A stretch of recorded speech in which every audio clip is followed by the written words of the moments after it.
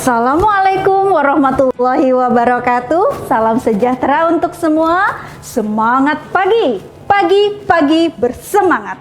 Halo anak-anak yang luar biasa, apa kabar hari ini? Semoga kalian selalu dalam keadaan sehat dan semangat tentunya, walaupun belajarnya hanya dari rumah. Terus berdoa, semoga pandemi yang kita alami sekarang ini cepat berlalu.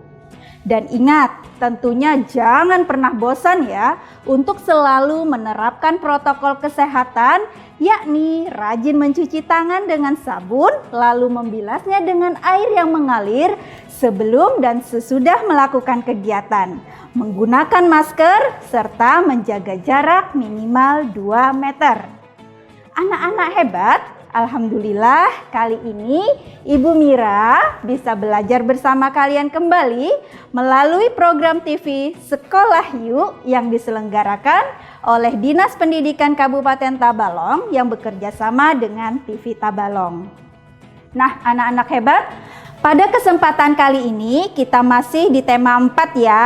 Namun kita sudah masuk subtema 2 pembelajaran 1, yaitu dengan materi kewajiban dan hakku di sekolah.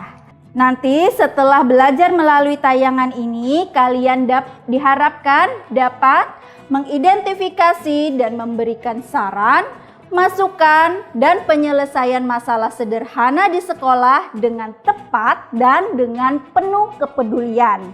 Dan yang kedua yaitu menentukan 2 bilangan cacah yang selisihnya diketahui dengan tepat. Baik anak-anak ibu semua, untuk mengawali pembelajaran hari ini, marilah kita berdoa agar kita semua selalu diberikan pemahaman, kemudahan, keberkahan, dan nantinya ilmu yang kita peroleh dapat bermanfaat untuk kita semua. Baiklah, berdoa dimulai. Berdoa selesai. Baik, sekarang siapkan alat tulis kalian ya. Namun seperti biasa, Ibu mau cek konsentrasinya dulu nih. Masih ingat tepuk warna? Jika Ibu katakan merah, maka kalian tepuk 1 kali. Jika Ibu katakan kuning, maka kalian tepuk 2 kali. Dan jika hijau, maka tepuk 3 kali. Baik, siap? Tepuk merah, merah, kuning, merah, hijau, merah. Oke, mantap kalian semua. Sekarang kita sudah siap untuk belajar ya. Nah, anak-anak ibu yang hebat, pada episode sebelumnya kita sudah belajar ya tentang kewajiban dan hakku di rumah. Siapa yang masih ingat contoh kewajiban dan hak di rumah? Ayo, siapa? Ya, benar. Contoh kewajiban anak di rumah kita ulang sedikit ya, seperti merapikan tempat tidur, mandi, berangkat sekolah tepat waktu, membantu ayah ibu, dan saling menghormati. Lantas bagaimana contoh hak anak di rumah? Ayo, siapa yang masih ingat? Ya, misalkan mendapatkan kasih sayang, perlindungan, kalian juga berhak untuk bermain dan istirahat. Ya, keren anak-anak ibu. Ternyata semuanya masih ingat ya pembelajaran kita sebelumnya. Alhamdulillah. Nah, seperti kata ibu di awal tadi, hari ini kita akan membicarakan tentang kewajiban dan hak di sekolah. Jadi ya anak-anak, kewajiban dan hak itu tidak hanya ada di rumah, tapi di sekolah pun juga ada. Coba kita lihat bersama pada layar televisi kalian. Nah, ini ada Siti bersama teman-temannya. Mereka mengenakan apa ini? Baju seragam sekolah dan berada di halaman sekolah. Mereka bermain bersama teman, menjadi anak pintar, jajan sehat, kelas bersih, dan senang jika berada di sekolah. Nah, sekarang menurut anak-anak ibu di rumah, kewajiban dan hak di sekolah itu seperti apa saja ya? Ya, jika di rumah kita wajib menghormati ayah ibu, sedangkan di sekolah kita harus saling menghormati terhadap guru dan teman. menjadi anak pintar, serta kalian berhak mendapatkan ilmu pengetahuan dari Bapak Ibu guru di sekolah. Nah, bagaimana perasaan kalian ketika di sekolah? Senang apa tidak? Ayo, pasti senang ya. Karena di sekolah itu kita bisa saling bertemu Bapak Ibu guru, teman-teman, belajar bersama, bermain bersama. Sedih ya, hampir kurang lebih 7 bulan ini kita harus belajar dari rumah. Pasti kalian semua kangen kan suasana sekolah? Kembali kita berharap semoga pandemi ini cepat berlalu. Karena di sekolah itu adalah tempat kita mendapatkan ilmu pengetahuan agar kita menjadi anak yang pintar. Nah, anak-anak ibu, siapa yang mau jadi anak pintar? Ayo angkat tangan.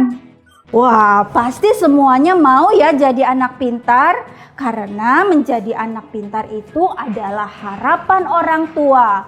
Ayah dan ibu pasti bahagia dan bangga jika memiliki anak yang pintar.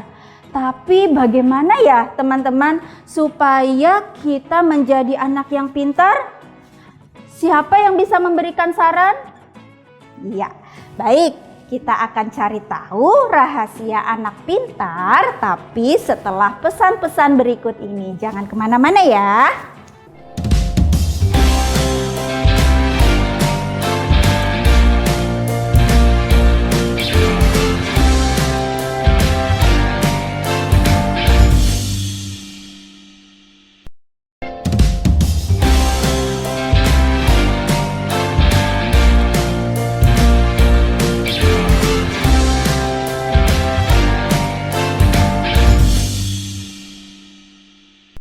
Halo, terima kasih anak-anak hebat masih duduk manis di depan televisinya untuk melanjutkan pembelajaran kita hari ini.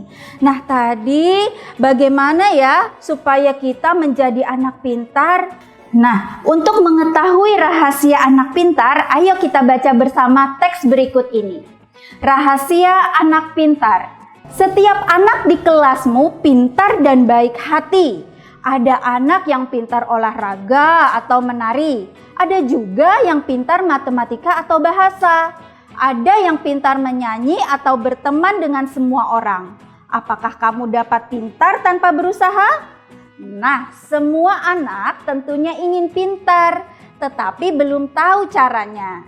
Jika ingin pintar, inilah rahasianya.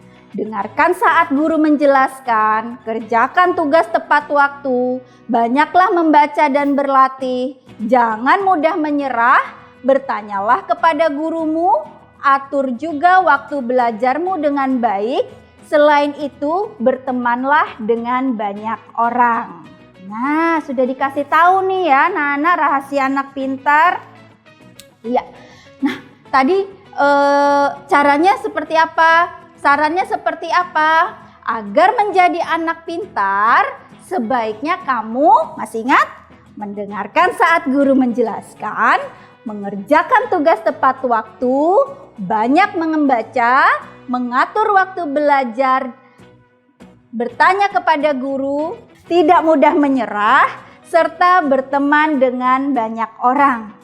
Nah, anak-anak ibu, itu tadi kalian sudah memberikan masukan atau saran untuk menyelesaikan permasalahan, yakni masalahnya apa tadi? Bagaimana ya caranya jika kita ingin menjadi anak yang pintar? Baik, sambil kita mengulang pembelajaran kita yang lalu, coba kita bersama memberikan saran terhadap masalah berikut ini ya, agar temanmu memperoleh haknya. Baik, anak-anak boleh lihat di layar televisinya ada 3 permasalahan nih, kita perlu memberikan saran. Yang pertama, Udin ingin pandai tentang alam sekitar. Ia tidak memiliki banyak buku. Saran apa yang bisa kalian berikan? Oke, sebaiknya Udin sering mengunjungi perpustakaan karena di perpustakaan banyak buku pengetahuan dan dapat dipinjam. Nah, permasalahan yang kedua, Lani ingin mengikuti lomba bulu tangkis. Raketnya rusak. Lantas seperti apa saran yang bisa kita berikan? Ya, sebaiknya Lani membeli raket yang baru, atau jika tidak mampu, Lani bisa meminjam kepada temannya yang memiliki raket. Dan permasalahan ketiga, Dayu mendapat kesempatan menari di depan tamu. Tetapi guru menari Dayu sedang sakit. Bagaimana sarannya kira-kira? Ya, sebaiknya Dayu berlatih sendiri dengan melihat video menari, atau Dayu bisa meminta guru lain untuk mengajarinya menari. Nah, baik. Jadi, dengan memberi saran-saran ini berarti kita dapat membantu seseorang menyelesaikan permasalahannya. Membantu juga merupakan salah satu kewajiban kita kepada sesama. Tapi ingat ya anak-anak, ketika memberi saran, gunakanlah tutur kata yang baik dan sopan. Agar apa? Agar tidak menyinggung perasaan orang lain. Nah, baik anak-anak ibu yang hebat. Jika di rumah kita berkewajiban ya membantu ayah ibu, namun jika di sekolah juga kita berkewajiban membantu bapak ibu guru. Seperti halnya yang dilakukan oleh Beni. Apa yang dilakukan Beni? Mari sini kita lihat bersama. Oh, Beni membantu ibu guru merapikan lemari di kelas.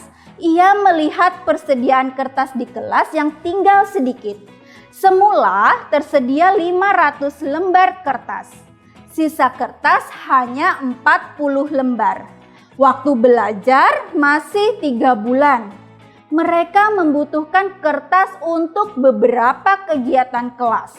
Beni berpendapat mereka wajib untuk menghemat kertas. Haruskah ibu guru membeli kertas baru ya? Apa saranmu? Baik, kita diminta tolong sama Beni lagi nih untuk memberikan saran. Kira-kira anak-anak ibu memberikan saran seperti apa? Ya. Sebaiknya ibu guru tidak perlu membeli kertas baru, karena untuk kegiatan kelas kita dapat memanfaatkan kertas bekas. Ya, dengan memanfaatkan kertas bekas kan berarti kita telah menghemat penggunaan kertas. Nah, sekarang kita bantu Beni lagi yuk untuk menentukan kertas di awal dan kertas yang sudah terpakai. Tapi bagaimana caranya ya? Kita akan cari tahu caranya, tapi setelah pesan-pesan berikut ini. Jangan kemana-mana ya.